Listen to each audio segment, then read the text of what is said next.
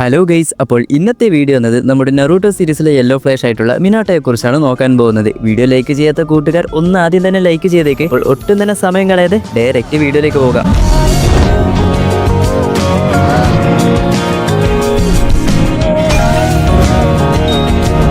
ജനുവരി 25-നാണ് leave വില്ലേജിൽ ആദ്യമായി മിനാട്ടോ ജനിക്കുന്നത്. മിനാട്ടോയുടെ പേരൻസ് ആരാണെന്ന് ഇതുവരെ നമ്മുടെ കിഷിമോട്ടോ റിവീൽ ചെയ്തിട്ടില്ല. മിനാട്ടോയുടെ ചെറിയ വയസ്സിൽ മറ്റു കുട്ടികളെക്കാളും ഇന്റലിജന്റ് ആയിട്ടുള്ള ഒരു കുട്ടിയായിരുന്നു നമ്മുടെ മിനാട്ടോ. നമ്മുടെ ജിറയ സെൻസ് തന്നെ ചൈൽഡ് ഓഫ് പ്രൊഫസി ആയ ആൾ മിനാട്ടോ ആണെന്നാണ് ആദ്യം കരുതിയിരുന്നത്. ഒരു ജനറേഷനിൽ തന്നെ ഒരു തവണ മാത്രമേ ഇങ്ങനെ ഒരു കുട്ടി ജനിക്കുകയുള്ളൂ എന്നും നമ്മുടെ മിനാട്ടോയെ പറ്റി പറഞ്ഞിട്ടുണ്ട്. നമ്മുടെ നറൂട്ടോയെ പോലെ തന്നെ ചെറുപ്പത്തിൽ തനിക്കും ഒരു ഹൊക്കാഗെ ആകണം എന്നായിരുന്നു തന്റെ ആഗ്രഹം. അതിനുവേണ്ടി നമ്മുടെ മിനാട്ടോ നിഞ്ച അക്കാദമിയിൽ ജോയിൻ ചെയ്യുകയും ചെയ്തു. ഈ സമയത്തുള്ള മിനാട്ടോയുടെ സ്കോറാണ് നിലവിൽ ഏറ്റവും ഹൈ ആയിട്ടുള്ളത്. മറികടക്കാൻ ആർക്കും തന്നെ സാധിച്ചിട്ടില്ല. അതായത് നമ്മുടെ ഇറ്റാച്ചിക്ക് പോലും ഈ ഒരു സ്കോറിനടുത്ത് എത്താൻ പറ്റിയിട്ടില്ല എന്നർത്ഥം. അങ്ങനെ ഈ ഒരു സമയത്താണ് നമ്മുടെ മിനാട്ടോ ആദ്യമായിട്ട് കുഷിനെ കാണുന്നത്. കുഷിന ഒരു ഉസുമാക്കി ക്ലാനിലുള്ള ഒരാളായത് കൊണ്ട് തന്നെ പൊതുവെ ഉസുമാക്കി ക്ലാനിലുള്ളവരെ പോലെ തന്നെ ആ ഒരു റെഡ് ഹെയർ പുള്ളിക്കാരിക്കും ഉണ്ടായിരുന്നു. ഇത് കാണുന്ന മറ്റു കുട്ടികൾ അവളെ എപ്പോഴും കളിയാക്കുന്ന സമയത്ത് മിനാട്ടോ ആ ഒരു റെഡ് ഹെയറിൽ അവളെ അത്രയധികം സുന്ദരിയായിട്ടാണ് കണ്ടിരുന്നത്. അങ്ങനെ ഒരു ദിവസം ഹിഡൻ ക്ലൗഡ് വില്ലേജിലുള്ള ചില നിഞ്ചാസ് കുഷിനെ കിഡ്നാപ്പ് ചെയ്യുന്നു. എന്തിനു കിഡ്നാപ്പ് ചെയ്യുന്നു എന്ന് നോക്കിക്കഴിഞ്ഞാൽ കുഷിന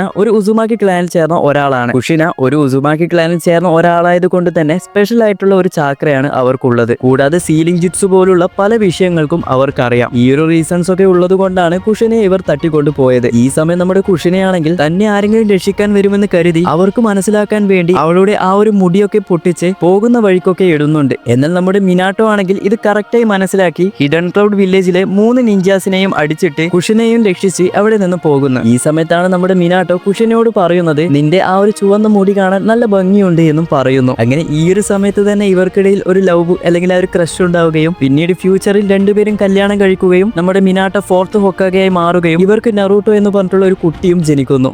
ഇനി നമുക്ക് മിനാട്ടോയുടെ പവേഴ്സ് എന്തൊക്കെയാണെന്ന് നോക്കാം. ഫസ്റ്റ് തന്നെ നോക്കിക്കഴിഞ്ഞാൽ മിനാട്ടോയുടെ സിഗ്നേച്ചർ മൂവ് ആയിട്ടുള്ള ഫ്ലൈയിങ് റേജിൻ ഇത് കണ്ടുപിടിച്ചത് നമ്മുടെ ടോബിരാമയാണെങ്കിലും ഇതിന്റെ മുഴുവൻ പൊട്ടൻഷ്യൽ യൂസ് ചെയ്തത് നമ്മുടെ മിനാട്ടോ ആണ്. നമ്മുടെ ടോബിരാമ കണ്ടുപിടിച്ച ഈ ഒരു ടെക്നിക്കിൽ തന്നെ നമ്മുടെ മിനാട്ടോ കുറച്ച് ചേഞ്ചസ് ഒക്കെ വരുത്തിയാണ് ഇപ്പോൾ നമ്മൾ കാണുന്ന ഫ്ലൈയിങ് തണ്ടർ ഗോഡ് എന്ന ടെക്നിക്കിലേക്ക് മാറ്റിയത്. നമ്മുടെ ടോബിരാമ തന്നെ ഇത് കണ്ട് പറഞ്ഞത്, ഞാൻ കണ്ടുപിടിച്ചതിനേക്കാളും ഇത് കുറച്ചുകൂടി അഡ്വാൻസ് ആയിട്ടുണ്ട് എന്നും മിനാട്ടോയോട് പറഞ്ഞിട്ടുണ്ട്. ഇനി ഈ ഒരു ടെക്നിക്ക് നോക്കിക്കഴിഞ്ഞാൽ, അതായത് ഫ്ലൈയിങ് തണ്ടർ ഗോഡ് എന്ന ടെക്നിക്കിന് ഒരുപാടധികം ചാക്ര വേണം. എന്നാൽ മാത്രമേ ഈ ഒരു ടെക്നിക്ക് കറക്റ്റായി യൂസ് ചെയ്യാനും സാധിക്കുകയുള്ളൂ. എക്സാമ്പിളിൽ നോക്കിക്കഴിഞ്ഞാൽ ഹാഷിറാമ, ടോബിരാമ പോലുള്ള സെഞ്ചു ക്ലാനിലുള്ളവരോ ഉസുമാക്കി ബ്ലഡ് ലൈനിലുള്ള ആൾക്കാർക്കൊക്കെയാണ് അധികം ചാക്ര ഉള്ളത്. എന്നാൽ ഇതിലൊന്നും പെടാത്ത നമ്മുടെ മിനാട്ടോ, നമ്മുടെ ഗോക്കു ഇൻസ്റ്റന്റ് ട്രാൻസ്മിഷൻ യൂസ് ചെയ്യുന്നത് പോലെയാണ് നമ്മുടെ മിനാട്ടോ ഒരു സ്ഥലത്ത് നിന്നും മറ്റൊരു സ്ഥലത്തേക്ക് ടെലിപ്പോർട്ട് ആകുന്നത്. ഇതിന്റെ സ്പീഡ് നോക്കിക്കഴിഞ്ഞാൽ ലൈറ്റിനേക്കാൾ സ്പീഡിൽ നമ്മുടെ മിനാട്ടോക്ക് പോകാൻ സാധിക്കും. സീരീസ് കണ്ടവർക്ക് ഇതിന്റെ സ്പീഡിനെ പറ്റി ഞാൻ കൂടുതൽ പറയേണ്ട ആവശ്യമുണ്ടെന്ന് തോന്നുന്നില്ല. എക്സാമ്പിളിന് നമ്മുടെ 4th റൈറ്റ്സ് കാഗേനെ നോക്കിക്കഴിഞ്ഞാൽ ലൈറ്റിനേക്കാൾ സ്പീഡിൽ അറ്റാക്ക് ചെയ്യാൻ കഴിയുന്ന ഒരു ക്യാരക്ടറാണ്. പുള്ളിക്കാരനുമായിട്ടുള്ള ഫൈറ്റിൽ ആ ഒരു പഞ്ച് മിനാട്ടോയുടെ അടുത്ത് എത്തുന്ന സമയത്താണ്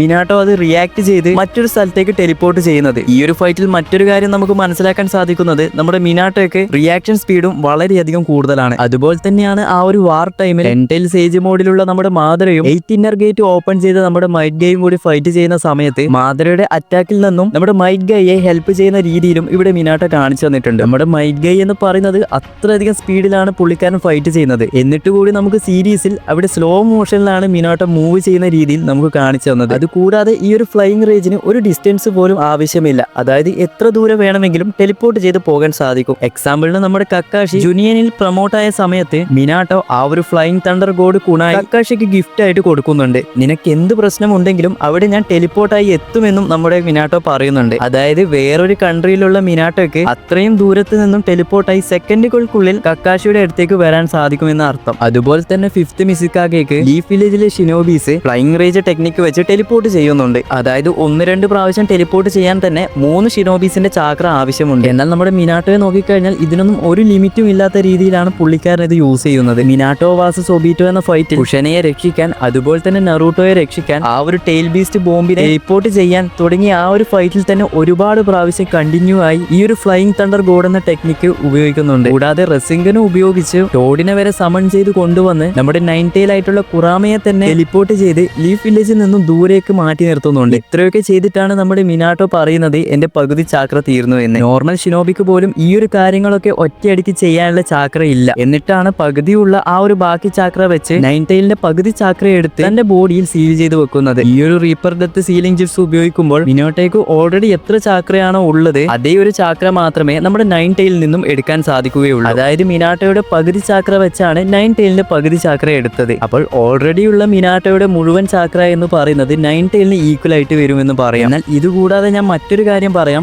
നറൂട്ടോ വാറിൽ ഫൈറ്റ് ചെയ്യുന്ന സമയത്ത് നറൂട്ടോയുടെ കയ്യിലുണ്ടായ ആ ഒരു കുറാമയുടെ ഹാഫ് ചാക്ര വെച്ച് ബാക്കിയുള്ള ഷിനോബീസിനൊക്കെ ഷെയർ ചെയ്യുന്നത് നമ്മൾ കണ്ടതാണ്. ഇത് കാണുന്ന ഹാഷിറാമ പറഞ്ഞത് എന്താണെന്ന് വെച്ച് കഴിഞ്ഞാൽ, ഞാൻ ജീവനോടെ ഉണ്ടായ സമയത്തുള്ള ചാക്ര എങ്ങനെയാണോ അതുപോലെ ഇത് ഉണ്ട് എന്നും പറയുന്നുണ്ട്. അപ്പോൾ ഇതൊക്കെ പറയുന്ന സമയത്തും മിനാട്ടോയുടെ ചാക്ര എത്രത്തോളം ഉണ്ടെന്ന് നിങ്ങളൊന്ന് ആലോചിച്ചാൽ മനസ്സിലാകും. അതുപോലെ തന്നെ നമുക്ക് നറൂട്ടോ സീരീസിൽ കാണിച്ചു തന്ന പല ക്യാരക്ടേഴ്സും പറഞ്ഞിട്ടുണ്ട് മിനാട്ടോയോട് വെറുതെ ഫൈറ്റ് ചെയ്യാൻ നിൽക്കേണ്ട, പണി കിട്ടുമെന്നത്. അത് പ്രധാനമായിട്ടും പറഞ്ഞത് നമ്മുടെ സസോരി, ഡാൻസോ, first right കാഗെ, third right കാഗെ, hidden stone വില്ലേജിലെ 1000 ഷിനോബീസിനെ ഒരൊറ്റയടിക്കാണ് എല്ലാത്തിനെയും നമ്മുടെ മിനാട്ടോ ഡിഫീറ്റ് ആക്കിയത്. അത് കഴിഞ്ഞതിന് ശേഷമാണ് നെക്സ്റ്റ് ഫോർത്ത് ഹോക്കാഗെ ആയിട്ട് ആരെ തെരഞ്ഞെടുക്കണമെന്ന് തീരുമാനിക്കുന്നത്. ഇവിടെ പ്രധാനമായും ഒറോച്ചിമാറു, ഡാൻസോ, ഫുഗാക്കു, മിനാട്ടോ ഇവരൊക്കെയാണ് ഉണ്ടായത്. നമ്മുടെ ഒറോച്ചിമാറും അതുപോലെ തന്നെ ഡാൻസോയും എടുത്തു കഴിഞ്ഞാൽ മിനാട്ടോയുടെ അടുത്ത് പോലും വരില്ല. എന്നാൽ ഫുഗാക്കുവിനെ നോക്കിക്കഴിഞ്ഞാൽ പുള്ളിക്കാരൻ അത്യാവശ്യം പവർഫുൾ ആയിട്ടുള്ള ഒരാളാണ്, ഉച്ചിഹ ക്ലാനിലുള്ള ഒരാളാണ്. കൂടാതെ മാഗിക്കു ഷെറിങ്ങൻ പോലുള്ള പല സംഭവങ്ങളും പുള്ളിക്കാരനുണ്ടെങ്കിലും മിനാട്ടോയുടെ ഈക്വൽ ആയിട്ട് പുള്ളിക്കാരൻ എത്തുകയില്ല. ഇതൊക്കെ കണ്ടാണ് നമ്മുടെ ഇറുസെൻ മിനാട്ടോയെ തന്നെ ഫോർത്ത് ഹോക്കാഗെയാക്കി മാറ്റിയത്. അതുപോലെ തന്നെ നമ്മുടെ നറൂട്ടോ എങ്ങനെയാണ് സേജ് മോഡ് യൂസ് ചെയ്യുന്നത് അതുപോലെ മിനാട്ടോക്കും സേജ് മോഡിൽ മാറാൻ സാധിക്കും. അതുപോലെ തന്നെ പവർഫുൾ ആയിട്ടുള്ള റെസിംഗൻ ക്രിയേറ്റ് ചെയ്തതും നമ്മുടെ മിനാട്ടോ ആണ്. നമ്മുടെ കുറാമയൊക്കെ യൂസ് ചെയ്യുന്ന ആ ഒരു ടെയിൽ ബീസ്റ്റ് ബോംബിലെ അത് ഇൻസ്പയർ ചെയ്ത് തന്റെ നാച്ചുറൽ എനർജി ഒക്കെ കമ്പൈൻ ചെയ്താണ് ഈ ഒരു റെസിംഗൻ ക്രിയേറ്റ് ചെയ്തത്. റെസിംഗനെ കുറിച്ച് ഞാൻ കൂടുതൽ പറയേണ്ട ആവശ്യമുണ്ടെന്ന് തോന്നുന്നില്ല. നറൂട്ടോ ആയിക്കോട്ടെ അതുപോലെ തന്നെ ബൊറൂട്ടോ ആയിക്കോട്ടെ ഇപ്പോഴും ഈ ഒരു ടെക്നിക്ക് നമുക്ക് കാണാൻ സാധിക്കും. അതുപോലെ തന്നെ നമ്മുടെ റിൻ, കക്കാഷി, ഒബീറ്റോ ഇവരുടെ സെൻസിയാണ് നമ്മുടെ മിനാട്ടോ. ഇതൊന്നും ഞാൻ പറയേണ്ട ആവശ്യമില്ല, നിങ്ങൾക്ക് തന്നെ അറിയുന്ന കാര്യമാണ്. അപ്പോൾ ഞാൻ ഏകദേശം മിനാട്ടോയെ കുറിച്ചുള്ള കാര്യങ്ങളൊക്കെ പറഞ്ഞു എന്ന് ഞാൻ വിചാരിക്കുന്നു.